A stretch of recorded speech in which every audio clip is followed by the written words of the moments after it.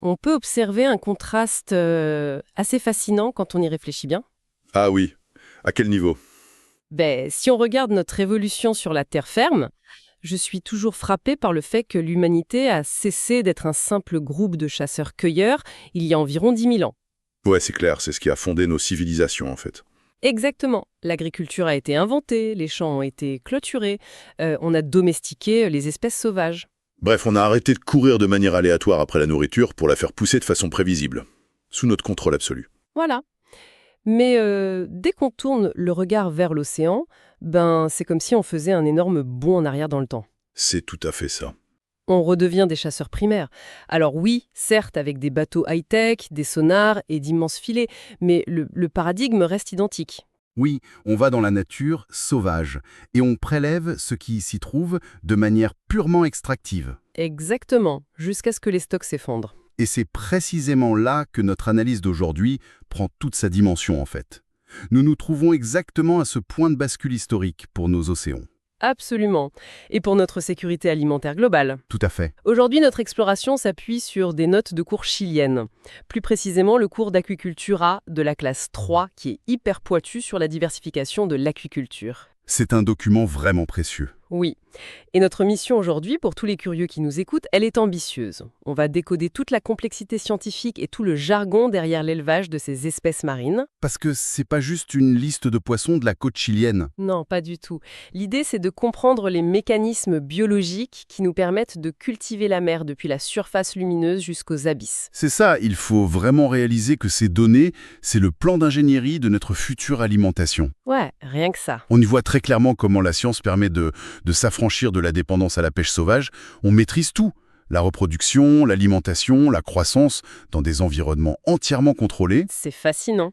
Alors pour bien saisir cette révolution, plongeons avec notre première espèce. C'est la véritable superstar de la surface. Ah, la Seriola lalandi. Exactement. On la connaît aussi sous des noms comme la vidriola ou le yellowtail kingfish. Ce qui est dingue ici, c'est que les chercheurs la considèrent comme l'espèce avec le plus grand potentiel aquacole au Chili. Oui, un engouement massif pour cette espèce. Mais pourquoi ce poisson en particulier ? L'attrait pour la Seriola, ça repose sur un alignement, disons, parfait entre la biologie et l'économie. D'accord. Économiquement parlant, c'est un poisson à très haute valeur.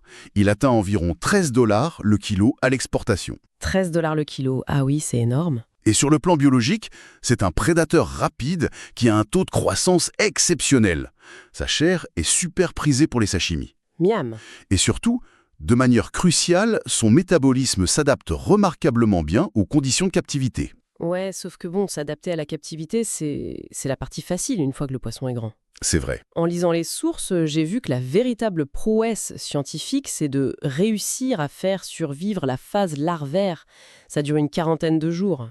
C'est l'étape la plus critique, oui. Parce que si on prend un mammifère terrestre, le nouveau-né boit du lait maternel.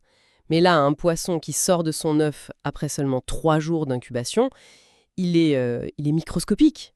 Il est à un stade de développement ultra primitif. Voilà, sa bouche est même pas vraiment fonctionnelle. Du coup, comment on parvient à le nourrir les premiers jours s'il peut même pas avaler un truc visible ? C'est un défi d'ingénierie biologique qui est génial. Au tout début de cette phase 1, la nature a prévu un mécanisme de survie temporaire. La larve va consommer ce qu'on appelle son vitello. Le sac vitellin, c'est ça. Exactement. Pour que notre auditoire visualise bien le truc, c'est comme si cette larve naissait avec une petite poche ventrale. Une sorte de boîte à lunch intégrée directement à son ventre. C'est une excellente analogie. C'est sa boîte à lunch remplie de lipides et de protéines. Et pendant que son système digestif et sa vision se développent doucement dans l'eau, elle puise l'énergie de cette poche. C'est super bien pensé par la nature. Sauf que le problème, c'est que cette réserve, elle dure que quelques jours. Une fois le sac vitellin épuisé, la bouche de la larve s'ouvre enfin. Et là, le chrono tourne. Voilà, elle doit manger sinon elle meurt en quelques heures. Et comme elle est toujours microscopique, on peut pas simplement jeter de la poudre de poisson dans l'eau, j'imagine. Ah non, surtout pas. Son système nerveux, il est programmé pour chasser. Il réagirait même pas à un bout de poussière inerte. Il lui faut des proies vivantes, mais minuscules. Et c'est précisément là qu'entrent en jeu les fameux rotifères. Les rotifères, Oui, ce sont des organismes zooplanctoniques microscopiques. C'est en quelque sorte le premier petit pot pour bébé, la larve. ah, d'accord. Le tout premier aliment solide, mais vivant. C'est ça. Mais ça implique une difficulté double pour les aquaculteurs. Pour élever la Seriola, ils doivent d'abord maîtriser l'élevage massif de ces rotifères dans des bassins totalement séparés. C'est fou. On cultive un écosystème entier juste pour nourrir un autre écosystème, en fait. Absolument. Et ensuite, on entre dans la phase 2. La larve grandit un peu, sa bouche s'élargit et elle a besoin de proies beaucoup plus énergétiques. Elle passe à l'étape supérieure. Exactement. Le petit pot pour bébé ne suffit plus. On passe donc aux Arténia nuplii. Et ça, c'est quoi exactement? Ce sont de minuscules crustacés, en gros de très petites crevettes, qui nagent de manière hyper saccadée dans l'eau. C'est la nourriture pour jeunes enfants de notre Seriola. Une bêproie qui bouge vite pour un bébé poisson qui commence à chasser. C'est le carburant parfait. Les Artémia vont booster la croissance de la jeune Seriola. Leurs petits mouvements saccadés vont stimuler son instinct de prédation à fond. D'accord. Mais ensuite vient une étape que les notes de cours décrivent comme vraiment critique. Ça dure à peu près 20 jours et ils appellent ça le weaning, ou destète en l'espagnol. Le sevrage, oui. Voilà, le sevrage. Sur le papier, ça a l'air bête, c'est juste le passage à une alimentation sèche. Mais en lisant les détails, j'ai eu l'impression que c'était une vraie reprogrammation psychologique du poisson. C'est le mot juste. C'est une reprogrammation totale. Et c'est souvent là que les taux de mortalité explosent, si on gère mal le truc. Parce qu'il faut faire comprendre aux poissons que la petite boulette qui coule, c'est de la nourriture. Exactement. Le weaning, ça consiste à faire passer un prédateur qui est programmé par des millions d'années d'évolution pour chasser des trucs qui bougent, à une diète composée. Une diète composée, c'est-à-dire des granulés, quoi. Voilà, des granulés inertes, fabriqués en usine, qui coulent doucement vers le fond. Donc si le poisson, il capte pas que ce petit cylindre inerte, c'est son nouveau repas, ben il va juste mourir de faim en fait. Même s'il nage au milieu d'une tonne de nourriture. C'est exactement le risque. Il faut introduire les granulés de façon hyper progressive. Les scientifiques jouent sur les odeurs, la taille et même la vitesse de chute dans l'eau. Ah, pour tromper le poisson? Oui, pour tromper son instinct, jusqu'à ce qu'il accepte cette nouvelle source d'énergie. Incroyable. Et bon, une fois ce fameux sevrage réussi, la Seriola entre dans sa longue phase d'engraissement pendant 280 jours. Jusqu'à atteindre un beau poids commercien de 5 kilos. C'est ça. Et pour réaliser ça, les recherches mettent en avant un acronyme hyper important, les systèmes RAS. R-A-S. Oui, pour Recirculating Aquaculture Systems, en anglais, les systèmes d'aquaculture en recirculation. J'ai adoré l'analogie dans les sources. Le système RAS, c'est un peu l'équivalent d'une station spatiale pour l'élevage marin. C'est tout à fait ça. C'est un environnement totalement fermé, ultra artificiel et installé sur la terre ferme, généralement dans de grands hangars industriels. La mécanique derrière ça est folle quand on y pense. Parce que si on enferme des milliers de gros poissons dans un bassin fermé, ils vont consommer l'oxygène et rejeter de l'ammoniac en continu. Par leurs branchies et leur urine, oui.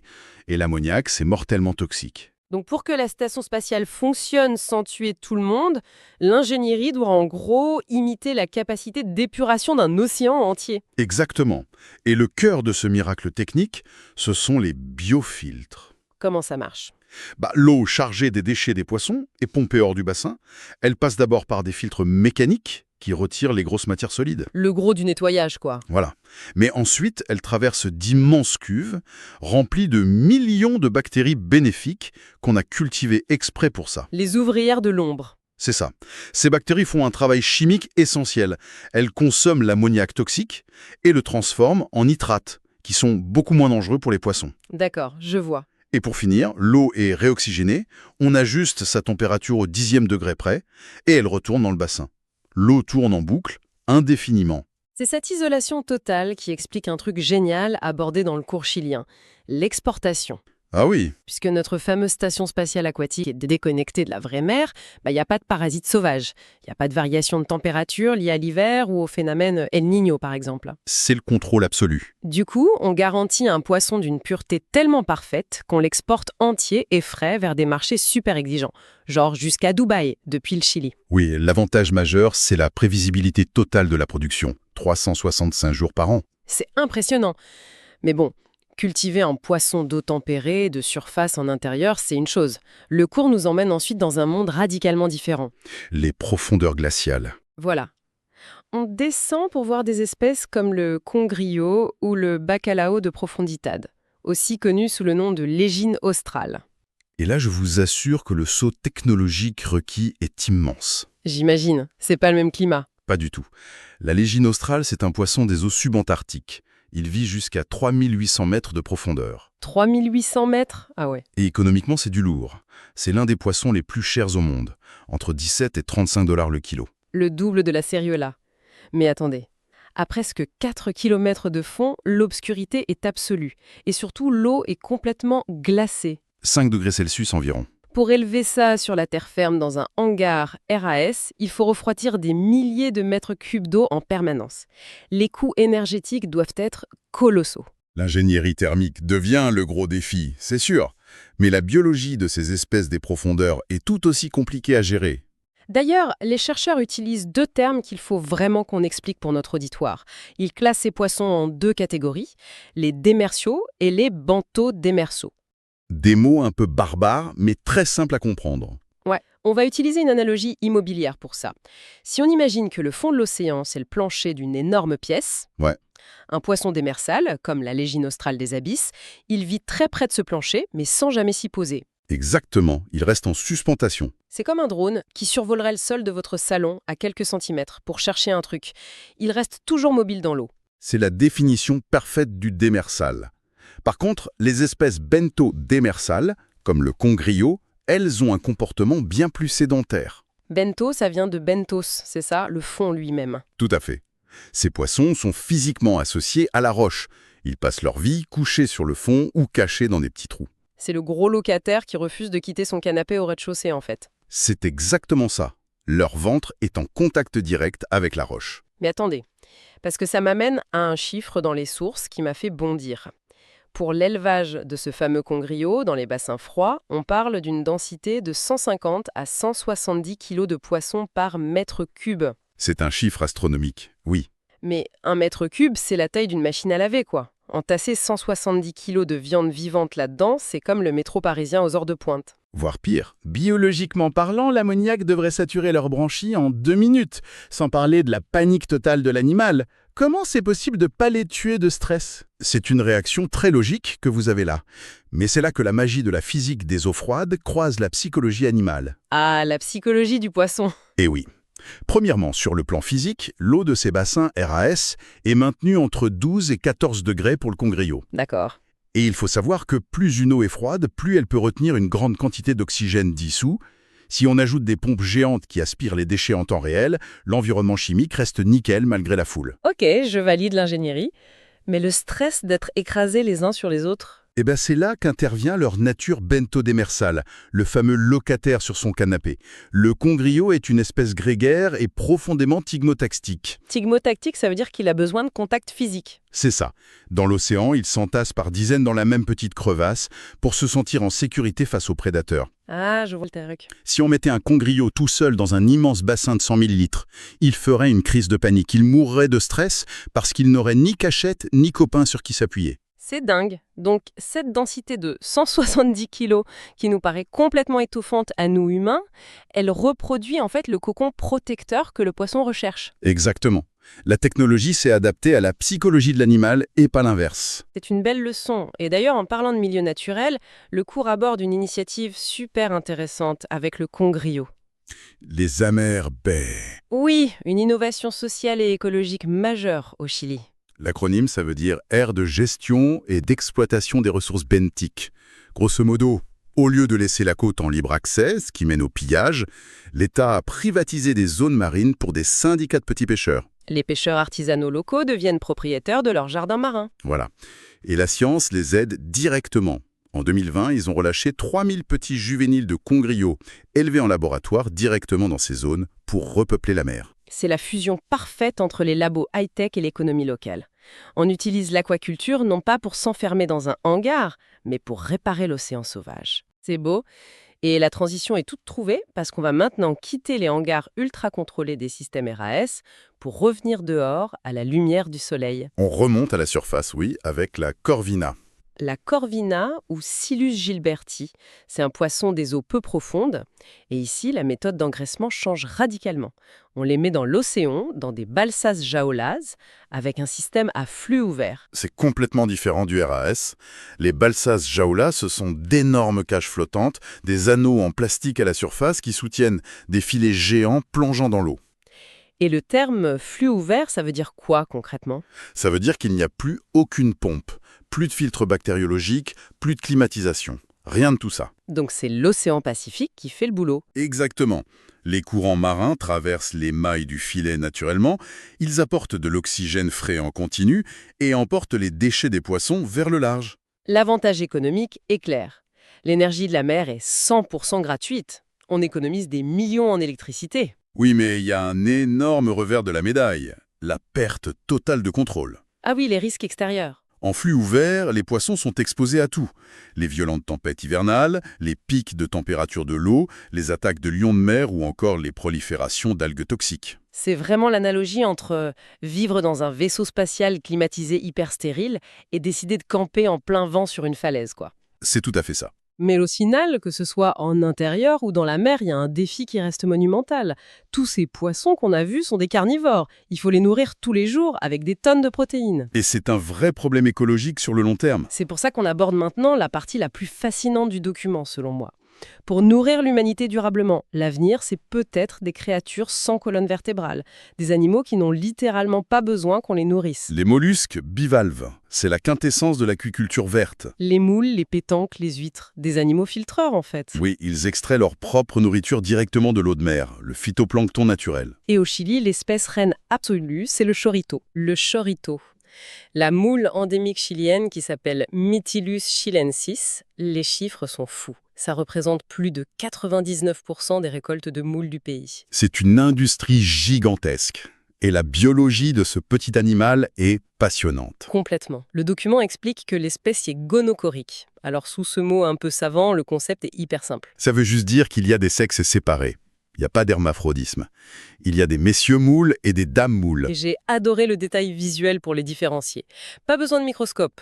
Quand on ouvre la moule, on regarde la gonade, la glande génitale. Oui, le dimorphisme sexuel est très clair au moment de la reproduction. Pour le mâle, sa glande prend une couleur crème jaunâtre, un peu comme une glace à la vanille. Et pour la femelle, c'est une couleur crème orangée, plus comme un sorbet à la mango à melon. C'est une belle façon de le mémoriser. Et grâce à ces glandes bien pleines, la reproduction peut avoir lieu. C'est une reproduction externe dans l'eau de mer. Les fameux parfums vanille et mangue sont relâchés dans l'océan au gré des courants. Et une fois que la fécondation a eu lieu, ça déclenche un cycle de vie digne d'un film de science-fiction. La métamorphose larvaire du bivalve, oui. L'embryon devient d'abord la larva D, appelée comme ça parce que sa toute première petite coquille est translucide et droite d'un côté. Elle ressemble à une lettre D majuscule. Ensuite, elle devient la larva umbonada. Elle développe un petit renflement, l'umbo, qui va devenir la charnière de sa vraie coquille. Et après, c'est la larva Ojo.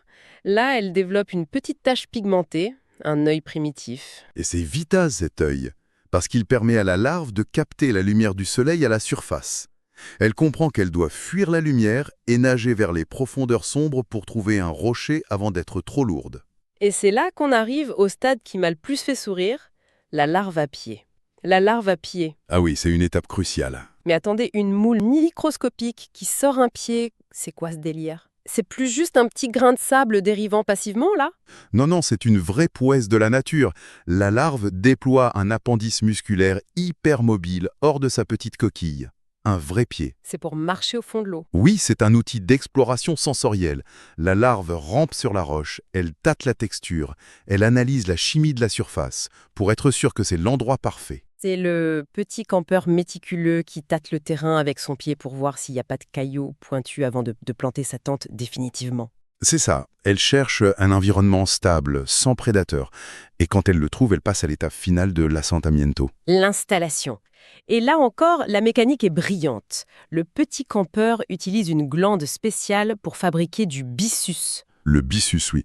C'est une sécrétion protéique liquide qui polymérise instantanément quand elle touche l'eau de mer. C'est littéralement de la supercolle biologique. Ça durcit et ça crée des filaments indestructibles qui vont amarrer la moule au rocher pour tout le reste de sa vie. Et c'est précisément ce comportement instinctif que les aquaculteurs vont hacker en quelque sorte pour les cultiver avec la technique du long line. Le système des longues lignes de cordes. Voilà. Comme les aquaculteurs savent que l'océan est rempli de millions de ces petites larves à pied qui cherchent désespérément un support rugueux pour sécréter leur supercolle, Ils leur offrent le support parfait. Ils tendent de grandes cordes horizontales avec des bouées et ils font pendre de multiples cordes verticales dans l'eau. C'est un piège magnifique. Les larves à la dérive prennent ces cordes pour des forêts d'algues géantes ou des parois rocheuses et elles s'y collent en masse. Et une fois qu'elles sont collées, on les appelle des sémillases, les graines. Ces cordes deviennent des espèces de rideaux vivants épais, remplis de moules qui filtrent tranquillement l'océan. C'est d'une efficacité redoutable parce qu'on n'a rien à faire à part attendre. Mais attention, ça marche que pour les espèces qui fabriquent cette colle bissale. D'où la nécessité de changer de technique pour notre dernière espèce, l'Ostión del Norte, le grand pétoncle. Le fameux pétoncle, oui. Il a besoin de 14 mois pour atteindre sa taille commerciale de 7 cm environ. Et lui, le pétoncle, il s'attache pas du tout de manière permanente comme la moule. Si on essaye de le mettre sur une corde, il finit par se décrocher de lui-même. Il tombe au fond et il se fait manger par un crabe. Exactement. C'est pour ça qu'on a inventé les linternas et les perles nettes. Les lanternes. Comment on peut décrire ça à ceux qui nous écoutent? Imaginez des structures cylindriques faites de filets suspendus dans l'eau. Mais elles sont divisées en plein d'étages différents, horizontaux. Comme un petit immeuble d'appartement, en fait. Voilà. Chaque étage est un disque plat, entouré de mailles, et on pose les pétoncles directement sur le plancher de ces étages. J'ai lu que le choix des mailles de cet immeuble sous-marin est très stratégique. C'est pas juste pour bloquer les étoiles de mer ou les prédateurs. C'est un équilibre hydrodynamique. Oui, c'est très subtil. Le filet de la lanterne agit comme un filtre aérodynamique. Il ralentit la force du courant océanique, juste ce qu'il faut. Pour que le pétoncle soit pas secoué dans tous les sens, ouais. S'il est ballotté par un courant trop fort, il va se fermer hermétiquement pour se protéger. Et il arrêtera de manger. Alors que grâce à la lanterne, l'eau passe doucement, le pétoncle ouvre sa coquille bien grand en toute sécurité et il filtre son phytoplancton sans stress. C'est l'adaptation ultime de notre ingénierie. On lui offre une forteresse imprenable tout en lui garantissant un buffet à volonté. Bon, quand on regarde un peu en arrière sur tout ce qu'on vient d'analyser, depuis la physiologie d'une petite larve microscopique qu'on nourrit au rotifère, jusqu'au contrôle thermique ultra précis de grands hangars pour les poissons abyssaux.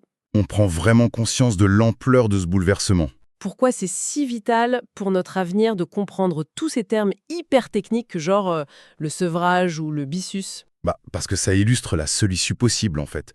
Le passage obligatoire de l'extraction sauvage à la précision scientifique. Face à l'effondrement des stocks de poissons sauvages, on ne peut plus juste piller la mer. Faut construire l'avenir. C'est ça. Comprendre cette ingénierie, c'est comprendre le système de sécurité alimentaire des décennies à venir. On recrée la capacité de l'océan à produire de la vie sans détruire ce qui reste de sauvage. Et ça, ça m'amène à une réflexion finale un peu vertigineuse. Si on pousse cette logique technologique jusqu'au bout. Je vous écoute. Quand des scientifiques maîtrisent la température de l'eau au dixième de degré près, quand ils calculent le nombre exact de minuscules crustacés mangés par une larve, quand on contrôle l'instinct de groupe d'un poisson au gramme près pour l'entasser dans une cuve, On contrôle tout, oui.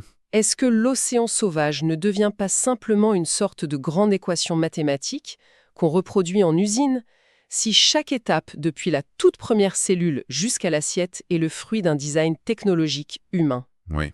À quel moment exact est-ce que ce poisson cesse d'être un animal sauvage de la nature pour devenir un pur produit d'ingénierie technologique? C'est fascinant comme question. Et c'est tout le paradoxe de cette révolution. Nous maîtrisons les rouages les plus intimes de la biologie marine pour essayer paradoxalement de sauver la nature de nos propres excès. C'est une pensée incroyable pour clôturer notre analyse d'aujourd'hui. Un immense merci à tous d'avoir suivi cette plongée dans les secrets de l'aquaculture et dans la science de notre futur. L'océan est vaste, les innovations sont constantes, alors continuez à observer et à explorer avec nous.